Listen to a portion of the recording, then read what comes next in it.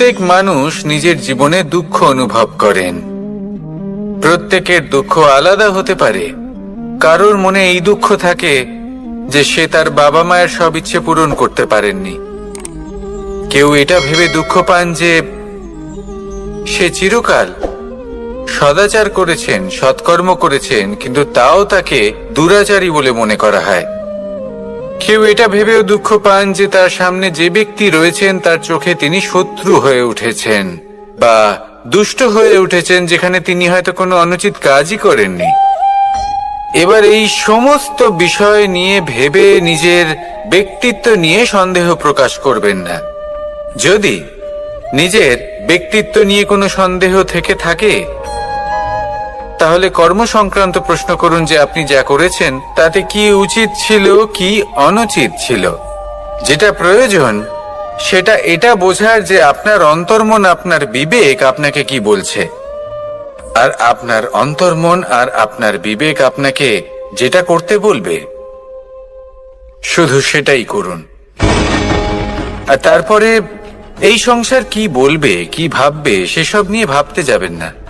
কারণ এই সংসার তো ঈশ্বরকেও প্রশ্ন করে থাকে, ঈশ্বরকেও দোষী মনে করে। কখনো কখনো যখন কোনো ঘটনা মানুষের ইচ্ছা অনুযায়ী ঘটে না, তখন মানুষ এটা বলে যে হে ঈশ্বর, আপনি আমার পাশে থাকলেন না, আপনি বড়ই কঠোর, এটা আপনার দোষ। যেখানে বেশিরভাগ সময় হয়তো সে নিজেই নিজের কর্মফল ভোগ করছে। আর কখনো কখনো ঈশ্বর হয়তো তার জন্য আরো ভালো কোনো পরিকল্পনা করে রেখেছেন, কিন্তু মানুষ সেটা বুঝতে পারে না। তাই দিনের শেষে যেটা প্রয়োজন সেটা হলো নিজের মনের কথা বুঝতে হবে। আপনার বিবেক কি বলছে শুধু সেটাই করুন, আর সামনে এগোতে থাকুন। আমার সাথে ভালোবেসে বলুন, রাধা রাধা। সবাই বলেন যে জীবনে কাদের সঙ্গ লাভ করছি সেটা খুব গুরুত্বপূর্ণ। এক ঝুড়ি ফলের মধ্যে যদি একটা পচা ফল আপনি রেখে দেন, তাহলে আস্তে আস্তে সমস্ত ফল পচে যায়। সেই জন্য কথায় আছে যে কুসঙ্গ থেকে দূরে থাকো। কিন্তু কি করা যায়? এই সংসার খুবই ছোট। যেখানে আমরা কাজ করি, যেখানে আমরা থাকি, যে পথে আমরা আসা যাওয়া করে থাকি, যে পথে আমরা ভ্রমণ করি, সেখানে এমন অনেক সংখ্যক ব্যক্তি থাকেন যাকে দেখে আমরা মনে করি যে এদের থেকে দূরে থাকতে হবে।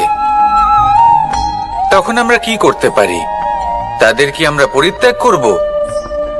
তাহলে এই সংসারে এমন অনেক মানুষ আছেন, তাহলে কি সংসারই পরিত্যাগ করব? না, সেই ফলের মতন হবেন না যারা একটি পচা ফলের উপস্থিতির জন্য নিজেরাও নষ্ট হয়ে যান। বরং হয়ে উঠুন চন্দন বৃক্ষের মতন, যেটা আসলে সাপেদের বাসস্থান, যেখানে অনেক সংখ্যক অত্যন্ত ভয়ানক বিষধর সাপ থাকে। তারপরেও এই চন্দন, সে কিন্তু নিজের শ্রেষ্ঠত্ব হারায় না, এর মূল্য কিন্তু সেই একই থাকে। মনে রাখবেন, এই সংসারে নিজের সঙ্গ বদলানোর পূর্বে নিজেকে বদলান। নিজেকে কিছুটা এমন ভাবে গড়ে তুলুন যে কেউ আসুক না কেন সে যেন আপনাকে বিভ্রান্ত বা দূষিত না করতে পারে। আসুন আমার সাথে ভালোবেসে বলুন, রাধা রাধা। মানুষ জীবনে অনেক ধরনের সুখ লাভ করে। অর্থ সুখ, পরিবারের সুখ, বৈভবের সুখ। কিন্তু এমন একটা সুখ আছে যা বেশিরভাগ মানুষকে প্রভাবিত করে, কিন্তু সেই সুখ তাদের কোনো প্রয়োজনই নেই। সেটা হলো পরনিন্দা সুখ। অর্থাৎ এমন কোনো ব্যক্তিকে নিয়ে নিন্দা করা, তার প্রতি অনুচিত শব্দ প্রয়োগ করা, কারণ সেই ব্যক্তিকে আপনি পছন্দ করেন না। আর এমন অনেক মানুষ আছেন যারা এই কাজ করে খুব আনন্দ লাভ করেন, যেটা করা উচিত নয়। কারণ এতে আপনার সময়, আপনার ঊর্জা আপনার নিজের অন্তরের ইতিবাচক শক্তি আপনি নষ্ট করে ফেলছেন। আর এই সব কিছুই আপনার প্রয়োজন আছে। যাদেরকে আপনার পছন্দ নয় সেই ব্যক্তির বিষয়ে কথাই বলবেন না। সেই সব ব্যক্তির দিকে মনোনিবেশ করুন যাদের আপনি ভালোবাসেন। সেই সব কাজে মন দিন যেগুলো আপনার ভালো লাগে। সেই বস্তুর দিকে নজর দিন যেগুলো আপনার প্রিয়, নিজের লক্ষ্যের দিকে, এই সব কিছুর দিকে নয়। এমনটা করলে আপনার জীবনে আপনি সেই সব বস্তুর দিকে নজর দিতে পারবেন যারা প্রকৃত অর্থে আপনার জীবন আরো শ্রেষ্ঠ করে তোলে। এমনটাই করুন, জীবন আরো অনেক বেশি সুন্দর হয়ে উঠবে। আর তখন এই মন প্রসন্ন হয়ে বলবে, রাধা রাধা। আজ আমরা আবার সাফল্য আর অসফলতার বিষয়ে কথা বলবো। সফল ব্যক্তি কে হয় এবং অসফল ব্যক্তি কে হয়, এই বিষয়ে আমরা আগে অনেকবার কথা বলেছি। প্রত্যেক ব্যক্তি সাফল্য লাভ করতে চান, কিন্তু প্রত্যেক ব্যক্তি সাফল্য লাভের এই কাজে সফল হতে পারেন না। এবার এটা কেন হয়, এর পেছনে কারণটা কি? কারণ হলো ভয়। সফল ব্যক্তি হলেন তিনি যিনি নিজের সিদ্ধান্ত দ্বারা এই সমস্ত সংসারকে বদলে দিয়ে থাকেন, এবং অসফল ব্যক্তি হলেন তিনি যিনি এই সংসারকে দেখে এর বিষয়ে ভেবে নিজের সিদ্ধান্ত বদলে ফেলেন। প্রয়োজন হলো নিজের লক্ষ্যের বিষয়ে ভেবে দেখার, পথের বিষয়ে ভেবে দেখার। একবার যদি আপনি পথ নির্বাচন করে থাকেন, সেই পথে অগ্রসর হতে থাকুন আর তাতে অটল থাকুন। সবসময় দৃঢ় প্রতিজ্ঞ হন। আপনি যদি কোনো পথে টিকে থাকেন আর নিরন্তর পরিশ্রম করতে থাকেন, তবেই আপনার জীবনে সাফল্য আসবে। যদি কথায় কথায় লোকে কি ভাববে, লোকে কি বলবে, এ কথা ভেবে নিজের সিদ্ধান্ত পাল্টান, তাহলে কখনো নিজের লক্ষ্যে পৌঁছতে পারবেন না। আসুন আমার সাথে ভালোবেসে বলুন, রাধা রাধা। মানুষের 6টি বড় শত্রু রয়েছে, আর এরা অন্য কোথাও নয়, বরং মানুষের অন্তরেই বাস করে। এই 6টি শত্রু হলো কাম, ক্রোধ, মোহ, লোভ, ঈর্ষা আর অহংকার। কিন্তু এরা কি চিরকাল আপনার শত্রু হিসেবেই থেকে যায়? এদেরকে নিজের বন্ধু করে তোলা কি সম্ভব নয়? ভেবে দেখুন না। এবার যদি কথা বলি কাম নিয়ে, অর্থাৎ কামনা করা, তাহলে মানুষ যদি জীবনে কামনা করতে থাকে তাহলে সন্তোষের অনুভূতি লাভ করতে পারে না। কিন্তু এই কামনাই মানুষের বন্ধু হয়ে উঠতে পারে। কিভাবে?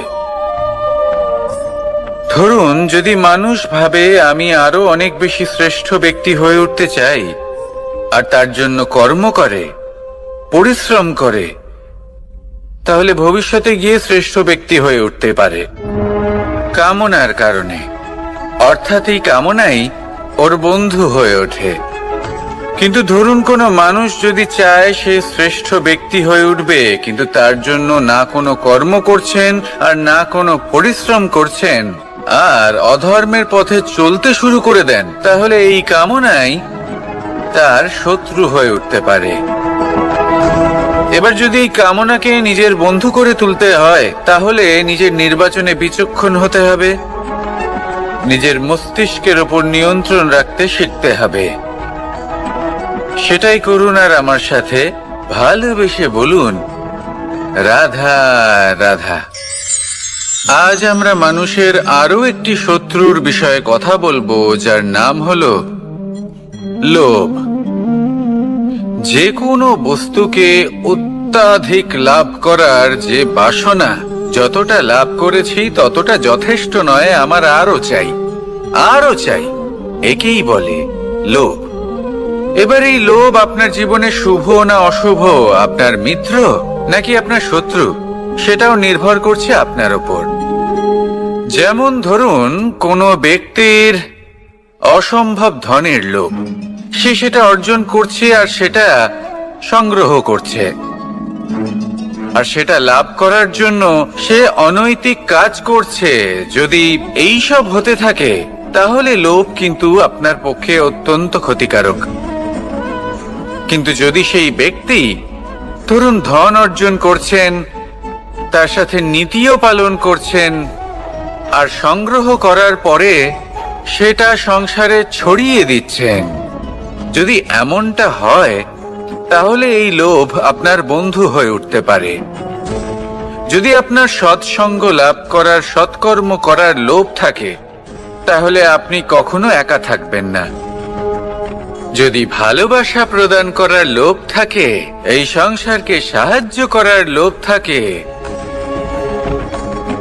তাহলে এই লোভ যা সংসারের শত্রু, সেটা কিন্তু আপনার সাথে পরমাত্মার মিলন ঘটাতে পারে। এবার এই লোভকে নিজের মিত্র করে তুলবেন নাকি শত্রু করে তুলবেন, সেই সিদ্ধান্ত আপনারই। আসুন আমার সাথে ভালোবেসে বলুন, রাধা রাধা। কখনো এই প্রকৃতির দিকে তাকিয়ে থাকবেন। এই প্রকৃতি অনেক ধরনের শিক্ষা দেয়। কোনো একটা গাছকে দেখুন, কিভাবে সে মাটি থেকে জল শুষে নেয়। সে ঝড় হোক বা হোক কড়া রোদ, সব সহ্য করে এবং অবশেষে সে ফল ধারণ করে। আর সেই ফল উৎপন্ন করার পরে সে ফল কিন্তু সে নিজে গ্রহণ করে না, এই সংসারকে প্রদান করে, যাতে পশু পাখি মানুষ তারা এই ফল গ্রহণ করে শক্তিশালী হয়ে উঠতে পারে, সুস্থ থাকতে পারে। সেভাবেই নদী, সরোবর এরা নিজেরাও কিন্তু নিজেদের জল গ্রহণ করে না, মাটিকে প্রদান করে, পশু পাখিকে প্রদান করে। সূর্য নিজেও নিজের জন্য প্রজ্বলিত হয় না, সে প্রকাশ ছড়িয়ে দিতে চায় আমাদের সবার কাছে, সে আলো পৌঁছে দিতে চায়। এই প্রত্যেকের কর্মে পরমার্থ নিহিত আছে, আর সেই জন্যই এদের সকলকে পুজো করা হয়। তাই মনে রাখবেন, আপনার কাছে জীবন যাপনের অতিরিক্ত যা কিছুই আছে তা পরমার্থের জন্য। তাহলে তার সদ্ব্যবহার করুন আর আমার সাথে ভালোবেসে বলুন, রাধা রাধা। পরিবর্তন, এটা হলো সৃষ্টির অমূল্য নিয়ম। এই সংসারে সবকিছু সময়ান্তরে পরিবর্তিত হয়, এই সময়ও পরিবর্তিত হয়। পরিবর্তন চিরকাল হয়ে এসেছে আর চিরকাল হতে থাকবে। কিন্তু এবার আমরা সেই পরিবর্তন কিভাবে লাভ করব, যেটা আমাদের প্রয়োজন, যেটা আমরা চাই। আমরা জীবনে বিকাশ চাই। এই বিকাশ কিভাবে লাভ করতে পারি? এই প্রকৃতি কিন্তু আমাদের অত্যন্ত উত্তম উদাহরণ দিয়ে বুঝিয়েছে। একটি বিন্দুর উদাহরণ দিয়েছে, যা ভবিষ্যতে একটা বিশাল নদীর আকার ধারণ করে। এটা কিভাবে হয়? মেঘ থেকে একটি বিন্দু ঝরে পড়ে সেই পর্বতের ওপর যেখানে হিম আছে। সেই হিমের সংস্পর্শে আসা মাত্র সেই বিন্দুর সাথে আরো বেশ কিছু বিন্দু যুক্ত হয়। তারপর তারা অগ্রসর হয়, আরো কিছু বিন্দু যুক্ত হয়, আস্তে আস্তে একটা ক্ষীণ ধারার রূপ ধারণ করে, এবং সেটাই ভবিষ্যতে আরো এগোতে থাকে। অনেকটা যাওয়ার পর যখন অনেক সংখ্যক বিন্দু একসাথে যুক্ত হয়, তখন সেটা বিশাল নদীর আকার ধারণ করে। এবার আমরা মানুষ বলে আমাদের সাথে এই নিয়মের অন্যথা হয় তা নয়। আমরাও এই প্রকৃতির অংশ, আমাদের ক্ষেত্রেও একই নিয়ম প্রযোজ্য। যখন পরিশ্রম করে অনেক সংখ্যক বিন্দু আমরা একত্রিত করব, তখনই পরিবর্তনের নদী প্রবাহিত হবে। প্রয়োজন হলো নিরন্তর পরিশ্রম করা এবং ধৈর্য ধরা। এটা করতে থাকুন জীবনে সবকিছু লাভ করতে পারবেন, কারণ প্রকৃতি আমাদের এটাই শিখিয়েছে। আর আমরা এই ব্রহ্মরই একটি অংশ, যার দ্বারা এই ব্রহ্মাণ্ড নির্মিত। আসুন আমার সাথে ভালোবেসে বলুন, রাধা রাধা। আমরা সকলে সামাজিক জীব। মানুষের সাথে দেখা সাক্ষাৎ করা এটা চিরকালই চলতে থাকে। আমরা কখনো কাউকে উপহার দিই, আবার কখনো কেউ আমাদের উপহার দেয়। কখনো কি এমন হয়েছে যে আপনি কাউকে একটা উপহার দিয়েছেন, কিছু সময় পরে বা কিছু মাস পরে সেই উপহারই ঘুরে ফিরে আপনার কাছেই এসেছে, অর্থাৎ সেই বস্তুটাই আপনার কাছে আবার ফিরে এলো? এরকম হয়। ছেলেবেলায় একদিন একজনের বিবাহ ছিল, তখন মা তাকে একটা উপহার দিতে চাইছিলেন। তাই তিনি একটা পোশাক বানালেন আর সেটাকে সুসজ্জিত করছিলেন। আমি দেখলাম আর জিজ্ঞেস করলাম যে মা, এই পোশাক এত সুসজ্জিত করার কি আছে? তখন মা বললেন যে কানাই, কখনো কাউকে এমনই উপহার দেবে, এমন প্রকারে দেবে যে সেটা যদি আবার ঘুরে ফিরে তোমার কাছে ফিরে আসে তাহলে যেন তোমার খারাপ না লাগে। এটাই কিন্তু হয় আমাদের ব্যবহারের সাথে, কর্মের সাথেও এবং আমাদের কথার সাথেও। তেমনই আচরণ করবেন যে আচরণ আপনি সহ্য করতে পারবেন। যদি মুখ থেকে কটু কথা বেরোতে থাকে তখন নিজেকে সংযত করে নিন। সেই শব্দই প্রয়োগ করুন যেটা আপনি তার বদলে শুনতে চাইবেন এবং আপনার দুঃখও হবে না, কারণ আপনার কর্ম এমন একটা উপহার যেটা আবার ঘুরে ফিরে ফলস্বরূপ আপনার কাছেই আসবে। সেই জন্য নিজের আচরণ শুভ করুন, নিজের মানসিকতা শুভ করুন, নিজের মুখ থেকে মধুর বাণী নিঃসৃত করুন আর এইভাবেই মধুর ভাবে বলুন, রাধা রাধা। এই সংসারে প্রত্যেকটা জিনিসের নিজস্ব একটা বিশেষত্ব আছে, আর তার বিশেষত্বর জন্যই তাকে বিশেষ গুরুত্ব দেওয়া হয়। যদি কথা বলি অস্ত্রের, যেমন তরোয়াল। তরোয়াল নির্মাণ করা হয়েছে রক্ষার জন্য। কত তাড়াতাড়ি সে সামনে উপস্থিত শত্রুকে নিধন করতে পারে। এবার এই তরোয়ালের কোন গুণটা দেখা প্রয়োজন? সেটার ধার। সেই বস্তুটি নয় যার মধ্যে এই তরোয়াল রাখা হয়। সেইভাবেই যদি আমি কথা বলি বাণের, তাহলে এটা প্রয়োজনীয় নয় যে সেই বাণ কতটা তীক্ষ্ণ, কতটা বলশালী। এটা দেখা প্রয়োজন যে তার আকারটা কেমন। সে কি বাতাস ভেদ করে নিজের লক্ষ্যে পৌঁছতে পারবে? সেটা বেশি গুরুত্বপূর্ণ। সেই জায়গাটা নয় যেখানে সেই বাণ রাখা হয়। ঠিক সেইভাবেই যদি আপনি কোনো মানুষেরই মূল্য বুঝতে চান, তাকে পরখ করে দেখতে চান, তাহলে তার জাতি, তার ধর্ম, তার রূপ, তার আকার, সেগুলো দেখে তাকে পরখ করতে চেষ্টা করবেন না। তাকে পরখ এই সব কিছুর ভিত্তিতে করবেন না। তার স্বভাবটা দেখুন, তার গুণ দেখুন, তার প্রতিভা দেখুন, তার কর্ম দেখুন, কারণ এটাই সেই ব্যক্তির আসল পরিচয়। এটাই হলো তার অস্তিত্ব। যখনই আপনি কোনো নর্তককে শ্রেষ্ঠ নৃত্য প্রদর্শন করতে দেখেন, তখন আপনি কিন্তু এটা ভাবেন না যে সে কোথা থেকে এসেছে, সে কি খায়, ওর বন্ধু বান্ধব কারা।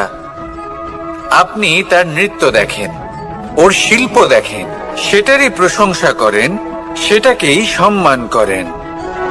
সেইভাবে এই সংসারে সকলকে সম্মান করুন। আর এই সম্মানের আধার হওয়া উচিত তার গুণ, তার স্বভাব, তার কর্ম, তার রূপ আর তার বেশভূষা নয়। আসুন আমার সাথে ভালোবেসে বলুন, রাধা রাধা। এই সংসার বলে যে কৃষ্ণ হলো মহাযোগী। কেউ বলে যে কৃষ্ণ হলো সাংখ্য যোগের প্রবর্তক, কেউ বলে ভক্তি যোগের, কেউ বলে জ্ঞান যোগের, কেউ কেউ এটা মনে করেন যে অষ্টাঙ্গ যোগের প্রভু হলাম আমি। কিন্তু এই যোগ আসলে কি? যোগ বিষয়টাকে বোঝা খুব একটা কঠিন নয়, কিন্তু সেই যোগকে নিজের যাপনের অংশ করে তোলা হলো অত্যন্ত কঠিন, আর তার জন্য প্রয়োজন অভ্যাস।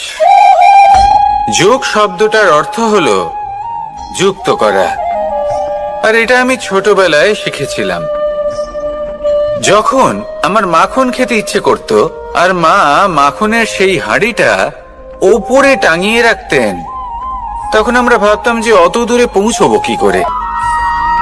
তখন আমরা যোগের বিষয়ে জানতে পারলাম, আর তখন জানতে পারলাম যে সবথেকে গুরুত্বপূর্ণ যোগ আসলে কি? সহযোগিতা, সাহায্য। আমরা সব সখারা একসাথে জড়ো হতাম, একে অপরের পিঠের উপর উঠে দাঁড়াতাম, আর তারপর আমরা ওই মাখনের হাঁড়ির কাছে পৌঁছতে পারতাম, আর তারপর আমরা সবাই মিলে সেই মাখন ভাগ করে খেতাম। সহযোগিতা, এটা অত্যন্ত গুরুত্বপূর্ণ। পাণ্ডবরাও মহাভারতে এটাই করেছিলেন। ওনাদের সাথেও কেউ ছিল না, একে অপরকে সাহায্য করে ওনারা অনেক বীরদের একত্রিত করেছিলেন। তারপর অবশেষে মহাভারতের এই মহাযুদ্ধে ওনারা জয়লাভ করেছিলেন। রামায়ণে রাম এবং লক্ষ্মণের সাথে কেউ ছিল না। সহযোগিতার মাধ্যমে ওনারা ভাল্লুক আর বানর সেনাকে একত্রিত করেছিলেন, আর এই সংসারের সব থেকে প্রবল রাক্ষস রাবণকে বধ করেছিলেন। মনে রাখবেন, একসাথে মিলে যদি আপনারা কর্ম করতে শেখেন, তাহলে এই সংসারে এমন কিছুই নেই যেটা আপনি অর্জন করতে পারবেন না। আসুন আমার সাথে ভালোবেসে বলুন, রাধা রাধা। কর্ম এবং ফল। মানুষের স্বভাব হলো এটাই যে তিনি নিজের প্রত্যেক পরিশ্রমের প্রতিফল প্রার্থনা করেন। বেশিরভাগ সময় এই ফলাফলের চিন্তা করতে করতে, কল্পনা করতে করতে উনি কর্ম করতে থাকেন যে আমি এই কাজটা করলে এই ফল পাবো। সেই সব কল্পনা করতে থাকেন যা না তার হাতে আছে, না আছে অধিকার, আর না আছে নিয়ন্ত্রণ। উনি শুধু নিজের কর্ম করতে পারেন। উনি কি ফল পাবেন তা তার হাতে কখনোই নেই। তাই আপনিও শুধুমাত্র কর্ম করতে থাকুন, ফলের চিন্তা করবেন না। মনে রাখবেন, শিকড় এবং শাখা যেভাবে একে অপরের সাথে জড়িয়ে, সেইভাবেই একে অপরের সাথে জড়িয়ে কর্ম এবং ফল। যেরকম কর্ম আপনি করবেন, সেরকম ফল আপনি অবশ্যই পাবেন। তাই এই ফলের আশায় কর্মের সময় কখনোই নষ্ট করবেন না, কারণ যে ব্যক্তি সময় নষ্ট করেন, সময় সেই ব্যক্তিকে অবশ্যই নষ্ট করে দেয়। কর্ম করুন নিঃস্বার্থভাবে, ফলের চিন্তা করবেন না, আর আমার সাথে ভালোবেসে বলুন, রাধা রাধা। কর্ম এবং ফল। দেখতে গেলে এই সমস্ত ব্রহ্মাণ্ড এই দুইয়ের মাঝেই স্থির হয়ে আছে। মানুষজন কর্ম করেন ভালো ফল লাভের আশায়, আর ভালো ফল লাভের আশায় উনি এটাই ভুলে যান যে উনি যে কর্ম করছেন তা কি করছেন।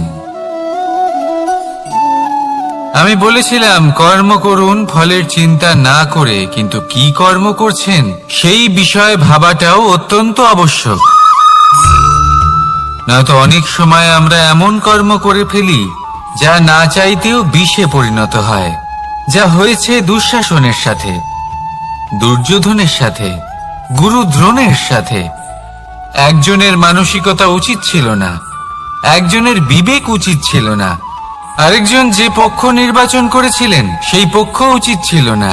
আর যা কিছু ওনাদের সাথে হলো, আপনার, আমার, আমাদের সকলের সাথে তা হতে পারে। আমি বলেছিলাম কর্ম করুন, ফলের চিন্তা করবেন না, কিন্তু এই কর্মের বিষয়ে বিচার করে দেখাটাও ততটাই আবশ্যক। দেখুন, কর্ম করার উচিত প্রক্রিয়া ফলের চিন্তা না করা, কিন্তু যদি আপনার কর্ম শুভ হয় তাহলে তার ফলও নিয়তি আপনাকেই দেবে। সর্বদা কর্ম করার সময় এটা ভাবুন যে আপনার এই কর্ম এই সংসারকে, এই সমাজকে, আপনার পরিবারকে, আপনার আশেপাশের মানুষজনকে কোন দিশায় নিয়ে যাবে। যদি এটা সবার জন্য মঙ্গলময় হয় তাহলে কর্ম করতে থাকুন। আর হ্যাঁ, নিশ্চিত রূপে ফলের চিন্তা করবেন না। আসুন আমার সাথে ভালোবেসে বলুন, রাধা রাধা। বটবৃক্ষের বীজ সর্ষের দানার থেকেও ছোট হয়, কিন্তু যখন তা নিজের রূপ ধারণ করে তখন তা বিশাল বৃক্ষের আকার ধারণ করে, যা সহস্র বছর ধরে বেঁচে থাকে, ছায়া প্রদান করে, পাখিদের আশ্রয় প্রদান করে, আর দেয় পথচারীদের বিশ্রাম করার স্থান। কেন? কারণ সেই ছোট বীজ তা মাটির ভেতরে গিয়ে নিজের খোলস ত্যাগ করে। অন্ধকারে থাকে সে, যতই আলো আসুক না কেন, যতই বর্ষা আসুক না কেন, সব সহ্য করে। আর তারপরে একটা চারা গাছ অঙ্কুরিত হয়, তারপর ধীর গতিতে একটা বিশাল বৃক্ষতে পরিণত হয়। দেখুন, জীবনে কঠিন সময় আসে, এই জন্য নয় যে আপনি হার মেনে নেবেন, এই জন্য আসে যাতে আপনি ভবিষ্যৎ নির্মাণের জন্য নিজেকে তৈরি করতে পারেন। যদি কঠিন সময়ে আপনি ওই বীজের মতো দৃঢ় হয়ে থাকতে পারেন, তাহলে আপনিও একদিন সেই বিশাল বৃক্ষের মতো নিজের অস্তিত্ব গড়ে তুলতে পারবেন, যা সহস্র বছর পর্যন্ত মনে রাখা হবে। আসুন আমার সাথে ভালোবেসে বলুন, রাধা রাধা।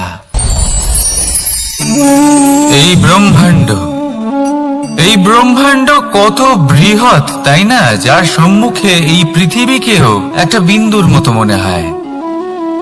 আর এই পৃথিবীতে আমরা কে হই, আমাদের আকার কিরকম, আমাদের অস্তিত্বই বা কি? যখন আমরা এভাবে ভাবি তখন মনে হয় আমরা কিছুই নই। তা আমরা যখন কিছুই নই, তাহলে আমরা এত চিন্তা করি কেন? কি ভেবে ভয় পাই?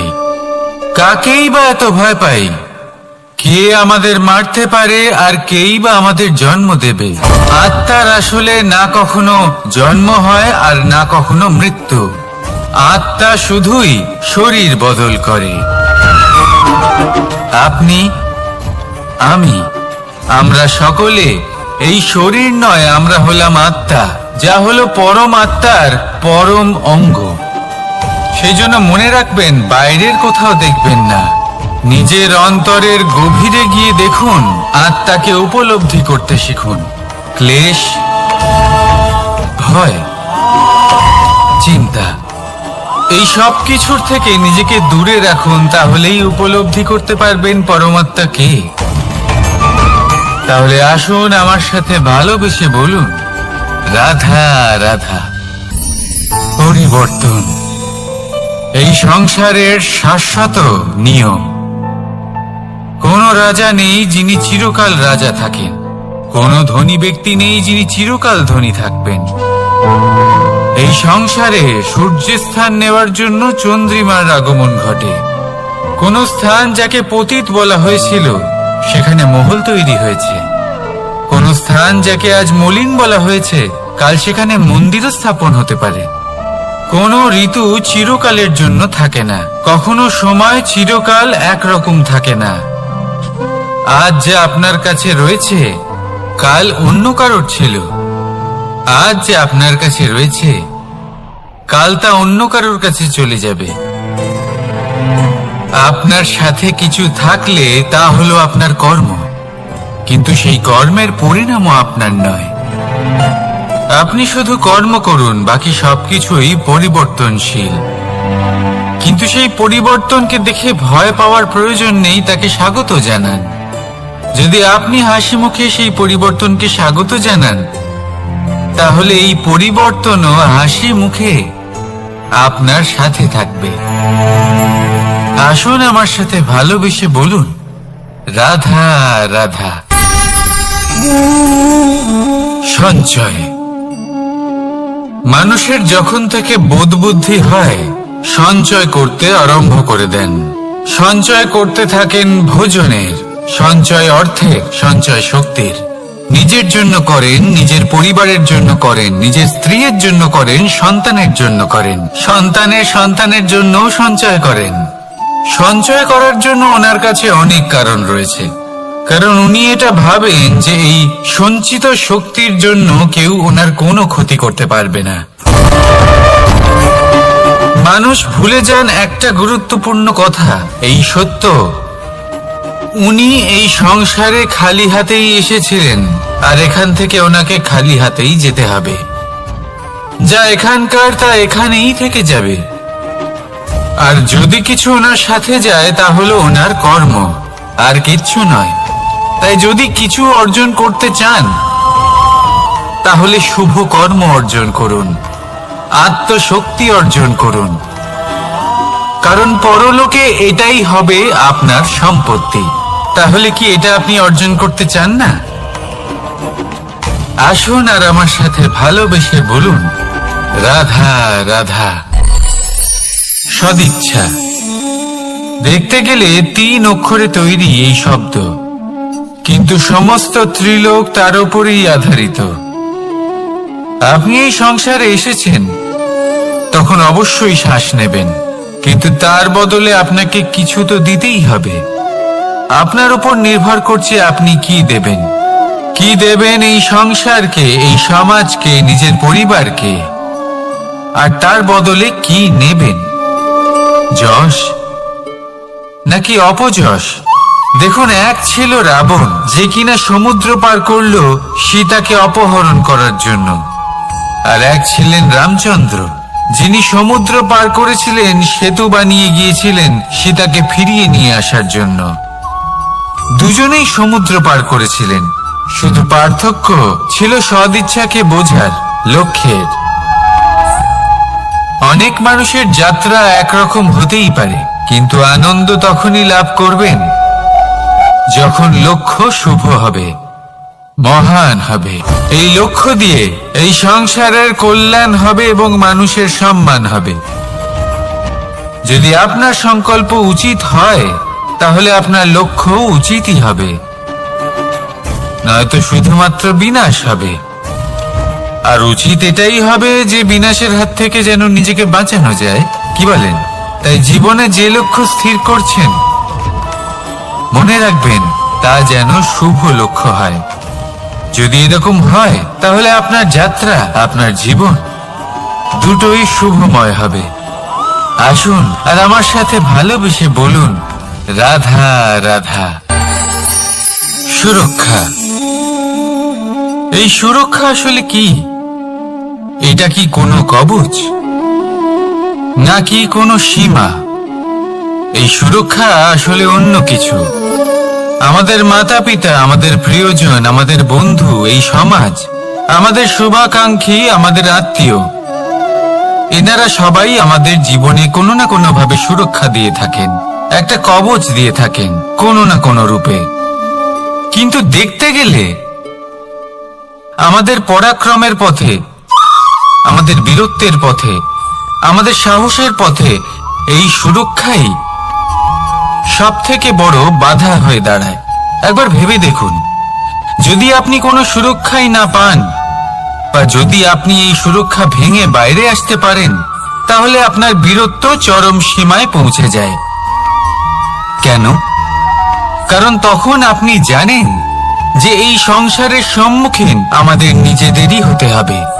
আপনি বুঝে যান যে শত্রুর সম্মুখীন এবার নিজের বলের দ্বারা, নিজের পরাক্রমের দ্বারা, নিজের সাহসের দ্বারা করতে হবে। আর তখন আমাদের মনের মধ্যে এই শক্তি জাগ্রত হয়। এই শক্তি অন্তরেই বসবাস করে, শুধু এটা চিনে নিতে হবে, একে জাগ্রত করতে হবে। আর এটা সুরক্ষা ভেঙে যাওয়ার পরেই সম্ভব হয়। আর যারা নিজের শক্তি সম্পর্কে জানেন, যিনি নিজেই জানেন তিনি কতটা শক্তিশালী, তিনি নিজেই নিজের সুরক্ষা কবচ চিরকালের মতো ভেঙে ফেলে দেন, ঠিক কর্ণের মতো। আর তারপরে দেখুন, আপনার পরাজয় হোক বা বিজয়ী হোক না কেন, সেটাই অনেক বড় হয়। সেটাই প্রশস্ত হয়ে থাকে। সেই জন্য ত্যাগ করুন নিজের ভয়কে, নিজের আশেপাশের এই সুরক্ষা চক্রকে ভেঙে ফেলুন, আর সম্মুখীন হন এই সংসারের নিজের শত্রু সম্মুখীন হন। পরাক্রমের এই অঙ্কুর, তা অঙ্কুরিত হওয়ার জন্য বীজের উপরের এই কবচ, এটা ভেঙে যাওয়া অতি আবশ্যক। আসুন আমার সাথে ভালোবেসে বলুন, রাধা রাধা। যখন আমরা হাঁটতে থাকি আর আমাদের পায়ে কাঁটা বিঁধে যায়, তখন মুখ দিয়ে আহ বেরিয়ে আসে, কান্না চলে আসে, আর অনেক সময় অভিশাপও বেরিয়ে আসে। কিন্তু আমরা কি কখনো এটা এইভাবে দেখেছি, এইভাবে ভেবেছি যে আমরা যে পথে চলেছি সেই পথে কাঁটা বিঁধেছে, নাকি আমরা সেই পথ নির্বাচন করেছি যাতে শুধুই কাঁটা রয়েছে? নাকি আমরা এভাবে ভেবে দেখেছি যে এই কাঁটা আমাদের কষ্ট দিতে এসেছে, নাকি এটা আমরাই বিছিয়ে রেখেছিলাম? সাবধান থাকা উচিত ছিল, কারণ কাঁটা বিঁধলে যন্ত্রণা হবে, চিৎকার করে ফেলতে পারি, মুখ থেকে অভিশাপও বেরিয়ে আসতে পারে। কিন্তু এই অভিশাপ শুধুমাত্র আমাদের তরফ থেকে অভিশাপ হয়, সামনের ব্যক্তিটির ওপরও নির্ভর করে। এবার সেই ব্যক্তি যদি এমন হয় যে ফুল আর কাঁটা এই দুই সমানভাবে গ্রহণ করতে পারে, তার কাছে অভিশাপও বরদানে পরিণত হয়। শেষ পর্যন্ত ব্যাপারটা দাঁড়ায় ভাবনা, চিন্তা, দৃষ্টিভঙ্গির ওপর। কারণ আপনার এই ভাবনাই সত্যি হয়ে সামনে আসে। সেই জন্য এই ভাবনা, চিন্তা, মানসিকতাকে গুরুত্ব সহকারে দেখবেন। এই বিবেচনা নিয়ে বিবেচনা করতে শিখুন। আমার কথার অর্থ হলো যে জীবনে যখন এরকম কিছু একটা ঘটবে, তখন ভেবে দেখুন যে এরকম কেন হলো। আপনি কি এমন কোনো কর্ম করেছিলেন যার কর্মফল এটা? এমন কোনো কাজ যা অনুচিত ছিল, অসত্য ছিল, যা অভদ্রতার কারণ ছিল? ভেবে দেখা প্রয়োজন। দেখুন, ইচ্ছে হলো আপনার যে আপনি কি করতে চান, ভাবনা আপনার, সত্য আপনার, জীবন আপনার, সিদ্ধান্ত আপনার। আসুন আর আমার সাথে ভালোবেসে বলুন, রাধা রাধা। সময়, এই সময় আসলে কি? এই সময় একটা সরল রেখা তো কখনোই নয়। সময় হলো একটা চক্র, যেখানে এর আদি সেখানেই হলো এর অন্ত, আর যেখানে তা শেষ হয় সেখান থেকেই তার শুরু হয়। এই সময় একটা অত্যন্ত বিচিত্র চিন্তা, বিচিত্র ভাবনা, একটা বিচিত্র বস্তু যা কেউ বুঝতে পারেন না। এই সময়ের লীলা, এর কোনো প্রমাণ নেই, কোনো জ্ঞান নেই, কোনো পরিমাপ নেই। শুধু এটুকু আমরা জানতে পারি, যেখানে শেষ হবে সেখান থেকে একটা নতুন সূচনাও হবে। যা আজ আপনার কাছে আছে, কাল অন্য কারোর কাছে যাবে, তারপরে তার কাছ থেকেও অন্য কারোর কাছে যাবে, তারপরে তার থেকেও ছিনিয়ে নেওয়া হবে। এই নিয়তির একজনের কাছ থেকে অন্যজনের কাছে আদান প্রদানের এই সময় হলো আপনার সময়। এই সময়ের সদ্ব্যবহার করুন, এই সময়কে বাঁচুন। আপনাকে শুধু এটাই সুনিশ্চিত করতে হবে যে আপনি কোন পক্ষে আছেন। আর সত্যি বলতে কি, আপনার জীবনের পরিণাম নির্ভর করে আপনার নির্বাচনের ওপর। আপনি কোন পক্ষ নির্বাচন করছেন? তাহলে মনে রাখবেন, জীবনে সেই পক্ষই নির্বাচন করবেন যা চয়ন করার পরে আপনি সুখ অনুভব করবেন, আপনি সন্তোষ লাভ করবেন, প্রসন্নতা লাভ করবেন। আর আমি এটাই সুনিশ্চিত করব যে এই পক্ষ যেন শান্তির পক্ষ হয়,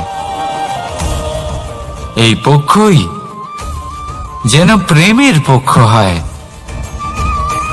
তাহলে চিন্তা করবেন না, আর আসুন আমার সাথে ভালোবেসে বলুন, রাধা রাধা।